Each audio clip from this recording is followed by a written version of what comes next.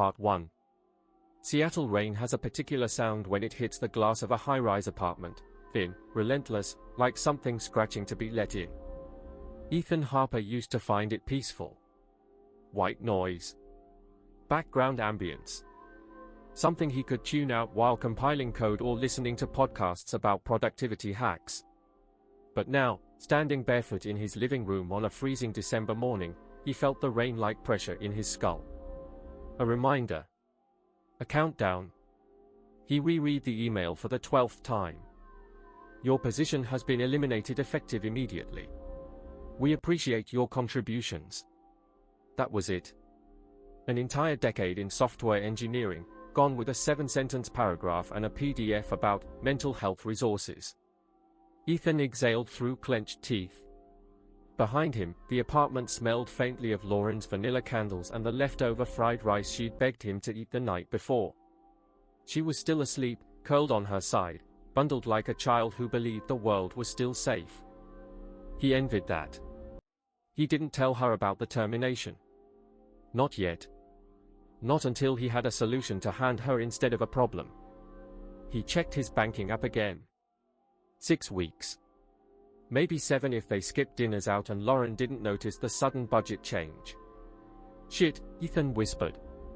He tossed his phone onto the couch and rubbed his face. 31 years old, and somehow he'd regressed back to the same helplessness he felt at 19, watching his father, Ryan, cough blood into a napkin after a pipe burst on a job site. Ethan had sworn he'd never end up like his dad, broke, injured, forced to grin through humiliation. And now? He was worse. He was a failure disguised as a tech bro. A soft knock on the bedroom doorframe pulled him out of his head. Lauren leaned against it, sleepy-eyed, hair a tangled cascade down her shoulders. Hey, she murmured. Why are you up so early? Ethan forced a smile, not too wide, not too stiff. Couldn't sleep. You're doing that thing again. She approached, wrapping her arms around him from behind. Thinking yourself into oblivion. If she noticed the tension in his back, she didn't mention it. Instead she kissed his shoulder and whispered, Mia's coming for dinner tonight. Don't forget. She said she wants to steal your girlfriend for a girls' night after dessert. Great, Ethan said, trying to sound amused. Lauren squeezed him. You worry too much. Everything's gonna be fine. He wished he could believe her. 2 days later.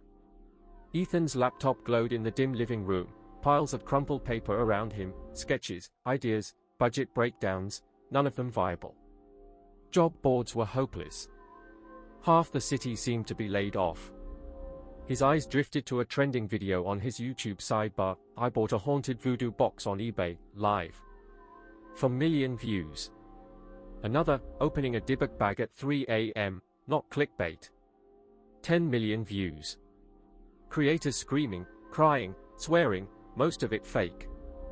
He used to laugh at them. Parasites feeding on gullible audiences.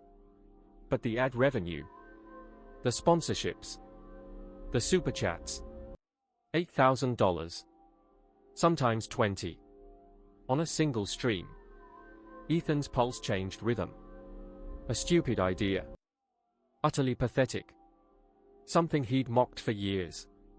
But then again, so was bankruptcy. He opened a new tab and typed. Cursed box dark web for sale. He expected nothing.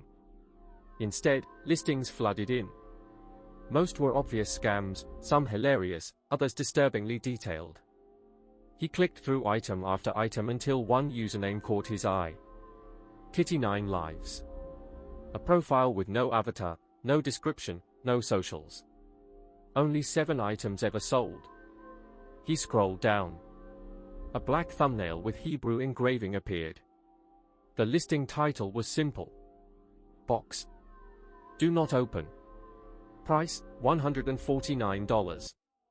More than he wanted to spend, but cheap for the views it might generate. He clicked the description.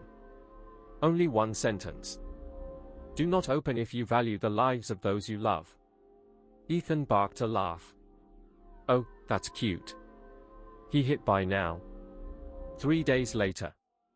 Lauren left for work at 8 a.m. Mia texted asking if he needed anything from Costco. Ethan ignored both. He had a mission. He cleaned the apartment, set up his tripod, softbox lights, and the vintage microphone he never used.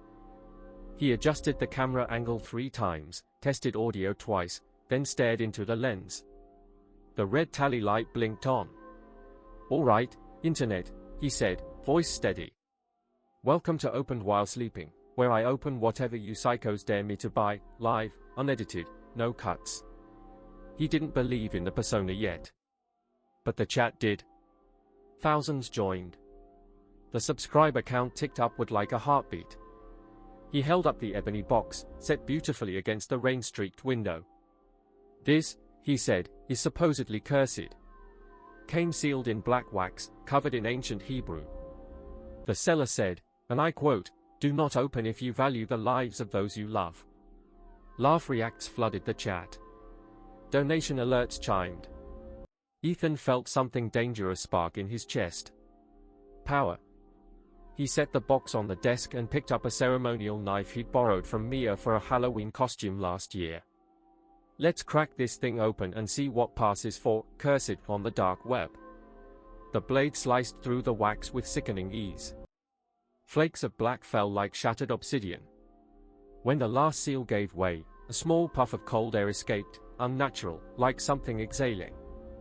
"Okay, dramatic," Ethan joked, though goosebumps crawled his arms. He lifted the lid. His smile died. Inside the box was a GoPro Mini, the kind used for animal collars, not consumer grade, not commercially available, no branding. Its recording light flickered red. Pointed directly at him. Balanced on the lens was a porcelain black cat, no bigger than a thumb, its painted smile unnervingly wide. Chat exploded. "WTF is that? Is someone recording you? Bro, end stream now." But donations were flooding in. Ethan felt dizzy. "This is weird," he admitted, leaning closer. "Why would someone seal a camera in a..." The stream glitched. For one frame, barely a flicker, the screen turned pitch black, except for a pair of bright, slitted eyes blinking at the audience. Okay," Ethan laughed nervously. "Glitch much?" The chat was a wildfire of panic, memes, and thrill-seekers. He ended the stream with a triumphant grin. He'd just gone viral. He didn't know yet that something else had gone home with him. That night, 3:12 a.m. Rain hammered the window so violently it shook the panes. Ethan lay awake, eyes burning from adrenaline after spending hours replying to fans, analyzing the footage, and planning the next video. Lauren slept soundlessly beside him. He had just begun to doze off when his phone vibrated. Unknown number. Message, meow. Ethan frowned. Another buzz, this time a picture message. A photo of his own apartment door. Taken from the hallway. Taken just seconds ago. He sat up so fast the bed creaked. Lauren stirred. "Ethan. What's wrong?" He wanted to tell her. He didn't. Instead he whispered, "Nothing. Go back to sleep." He grabbed a kitchen knife and walked to the door. Through the peephole, nothing. Empty hallway. Silence except for the rain. His phone vibrated again. Video call, from Ethan Harper, you. His blood iced. He declined the call. A second call came instantly. He answered. The screen showed darkness. Then a low, guttural purr began, too close to the microphone, too moist, too intentional. A whisper, broken and feline, slithered through the speaker. "Good kitten. You opened the box." Ethan's breath hitched. "Who is this?" The voice giggled, soft, delighted. "I'm the one who knocks. You, let me in." The call ended. Ethan locked the phone in a drawer and climbed into bed. His hands shook until sunrise. The next morning, Lauren left early. Ethan sat alone on the couch, staring at the broken wax seal on the box. "What the hell have I done?" he whispered. He tried throwing the box out. The trash chute jammed. The maintenance guy said the object was wedged like it didn't want to go. He smashed the porcelain cat with a hammer. When he blinked, the shattered pieces seemed to twitch. He cut the camera wires. The red light stayed on. His phone pinged. A new message. "Good kittens always play with their food." He dropped the phone like it burned him. The rain outside intensified, pounding the windows in a deafening rhythm. Ethan realized, too late, that he had not opened a box. He had opened a door. And something was already crawling through. Part 2. Rain fell sideways that night, icy needles driven by wind. Ethan tried to convince himself the message was a prank, a hacker, a jealous competitor. But dread clung to his skin like humidity, soaking deeper with every hour. He hadn't slept. Not really. He kept replaying the voice from the video call, the way it purred his name like a possession. Every shadow in the apartment felt wrong, as if something was crouched just out of sight, watching him breathe. By noon he gave up trying to work on anything useful and drove to his father's house in Shoreline. Maybe seeing Ryan would ground him. Maybe he'd finally confess everything and let his dad's gruff logic knock sense back into him. He arrived to find the house dark. "Dad?" Ethan shouted from the porch. No answer. He walked inside, the smell of coffee and old carpet filled his nose. Ryan's work boot sat by the door, neatly placed like always. The hallway light flickered twice. "Dad?" Then came a sound from the backyard. Metal against metal. Dragging. Ethan stepped outside and immediately shivered. The temperature had dropped below freezing. Rain crystallized midair, sticking to his hair and eyelashes. "Dad." Then he saw him. Ryan Harper, 63, bad knees, barely able to climb the stairs without groaning, was halfway up a 6-meter aluminum ladder leaning dangerously against the roof. He was in pajamas. No jacket. Barefoot. "Dad? What the hell are you doing?" Ryan didn't answer. He continued climbing, movement stiff and unnatural, like a puppet lifted by invisible strings. The ladder wobbled. Ryan didn't react. "Dad. Stop. Please." Ryan reached the top rung. His head jerked suddenly, as if looking towards something Ethan couldn't see. Then he spoke. Except the voice didn't sound like his. It was high-pitched. Playful. Mocking. "Good kittens always climb." Ethan's blood froze. "Dad, get down." Ryan blinked once. Slowly. Like waking from a dream. Then the ladder slid. "No." Ryan fell backwards in a horrible arc. His skull cracked against the concrete steps with a wet, final sound. Ethan lunged forward too late. He knelt beside his father, hands shaking, rain mixing with the blood pooling beneath Ryan's head. His breath caught on a sob. "Dad, please." But Ryan's body was already still. The world blurred around Ethan, sirens, neighbors shouting, paramedics pushing him back. A police officer asked him questions he couldn't hear. Someone brought him a blanket he didn't feel. His phone buzzed in his pocket. He knew before he looked. A message. From no number. Meow. And below it, a photo of Ryan's body from above. As if taken from the roof. Ethan vomited on the lawn. 2 days later. The funeral was small. Rain turned the cemetery into a swamp of black umbrellas and muddy shoes. Lauren held Ethan's hand the entire time, squeezing when his breath shook. He didn't tell her the truth. Not yet. Not about the message, not about the voice, not about the camera box. She already looked exhausted from worry, dark smudges beneath her eyes, trembling fingers she tried to hide. After the service, Mia pulled him into a tight hug. Her hair was damp and smelled of lavender. She whispered, "You're not alone, okay? I'm not going anywhere." A lie she didn't know she was telling. Later that afternoon, Ethan sat in the empty church parking lot while Lauren spoke with her parents inside. He stared blankly at the raindrops sliding down the windshield. His phone vibrated again. He didn't look. He couldn't. Instead, he opened the glove box and pulled out the black box. He'd brought it everywhere since Ryan's death, unable to throw it away but terrified to leave it behind. He whispered, "What are you?" The box said nothing. The phone said everything. One more vibration. This time he checked it. A video. He pressed play. The screen showed Mia on a subway platform, laughing at something Lauren said. Commuters rushed by. A train approached. The camera angle was waist level, like someone very short, or very small, was filming. Then the camera crept closer. Closer. Right behind Mia. A whisper rose over the noise. "Push the kitten." Mia stiffened, body jerking once like she'd been electrocuted.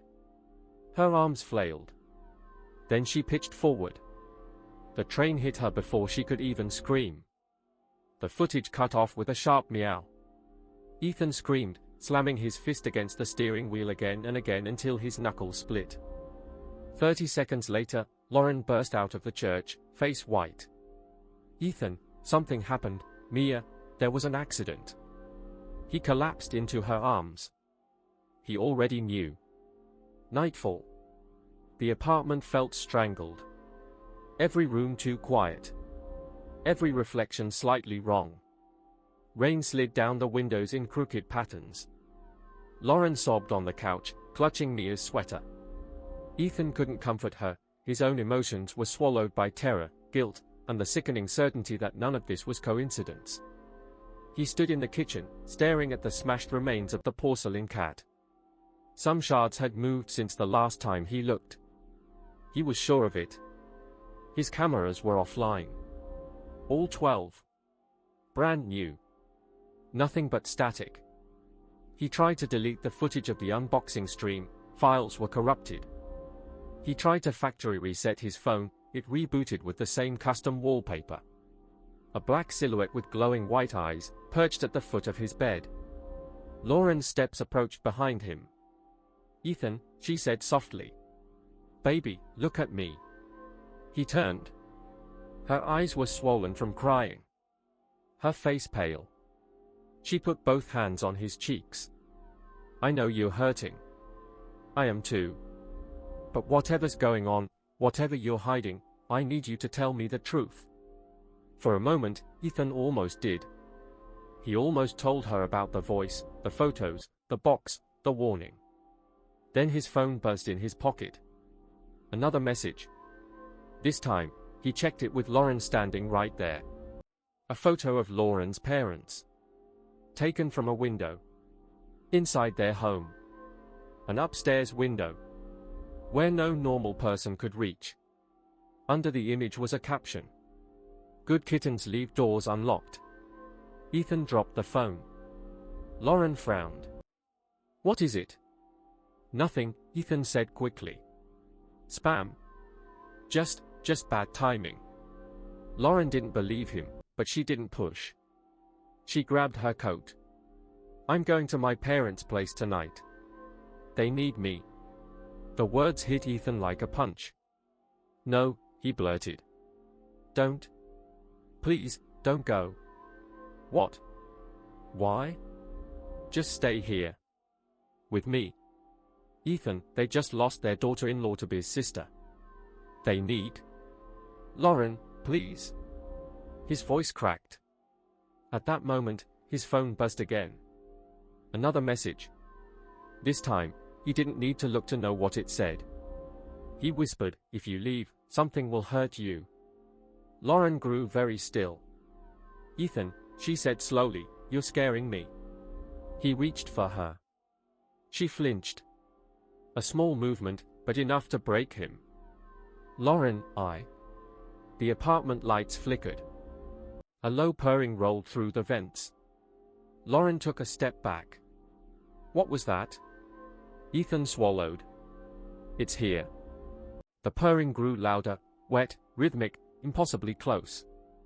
Lauren backed toward the door. I'm calling the police. No, Ethan whispered, shaking. You can't. It won't matter. Ethan, stop. Then something tapped on the bedroom wall. Once. Twice. 3 times. A slow, deliberate knock. Lauren froze. Is someone in our room? Ethan opened his mouth to answer. But the bedroom door creaked open on its own. Inside, the darkness seemed deeper than it should be. Then a voice emerged. High-pitched. Playful. Sickeningly sweet. Come see, kitten. Lauren screamed. Ethan lunged toward her. But the hallway light exploded, plunging the apartment into darkness. When the emergency night lights flickered on, Lauren was gone. The bedroom door was open a few inches wider. And in the center of the hallway carpet, an object had been placed carefully. A single piece of black porcelain. A cat's smiling jaw. Still warm. 1 hour later, 3:17 a.m. Lauren hadn't returned. Her phone was offline.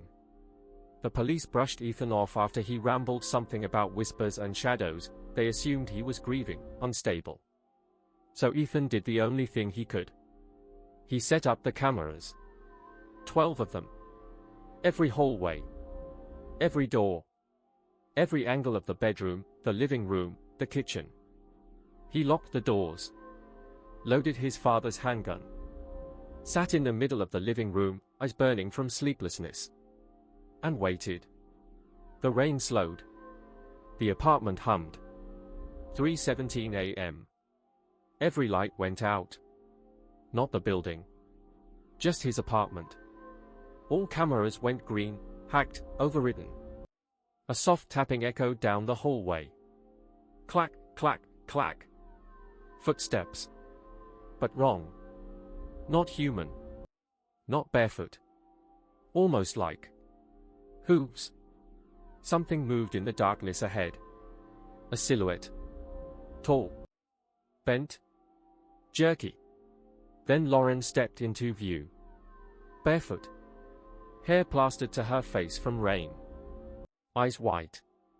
Smile too wide for a human mouth. She tilted her head. And spoke in a voice Ethan had never heard from her. And never wanted to hear again. You opened the box, darling. She stepped closer. Now I open you. Ethan raised the gun. Lauren lunged. 3 shots rang out. She didn't stop. Didn't slow.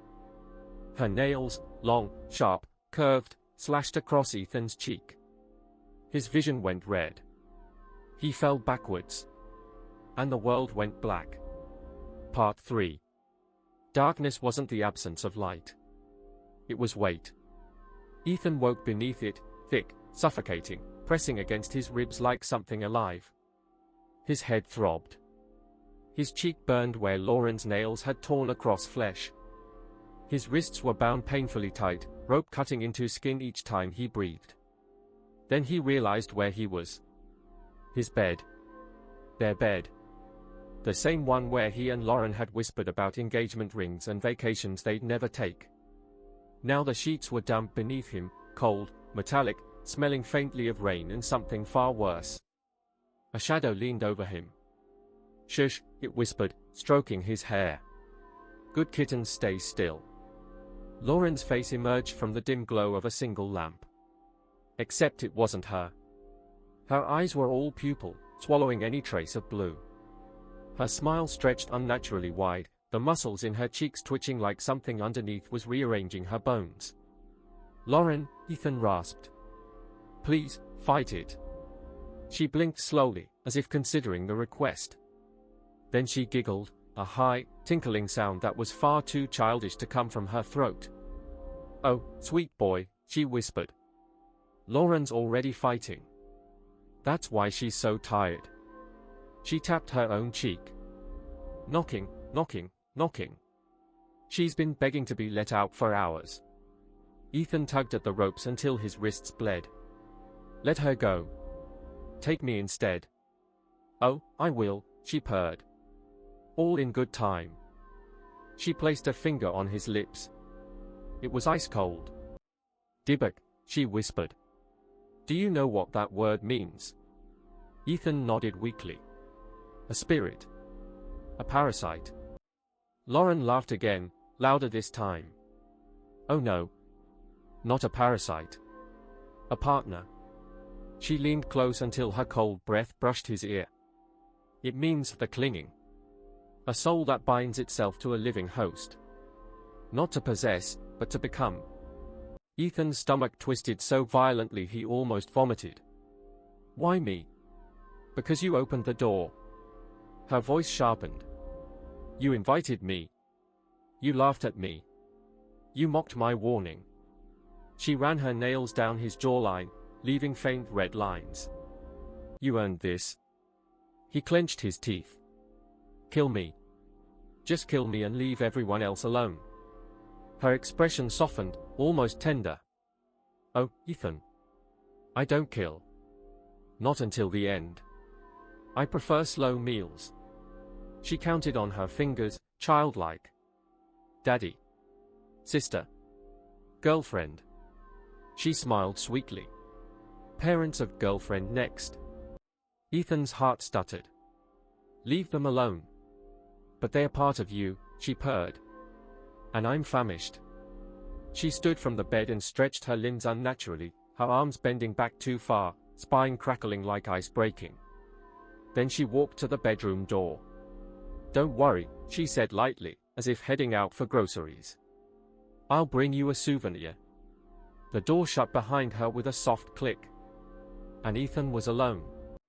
The ropes tightened again, only he hadn't moved. Something tightened them for him.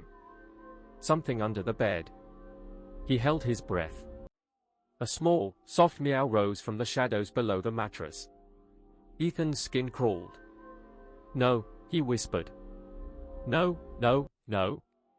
A porcelain fragment scraped against the wooden frame. Then another. Then a dozen. The shards of the shattered cat dragged themselves forward, recombining with tiny clicks like insect legs.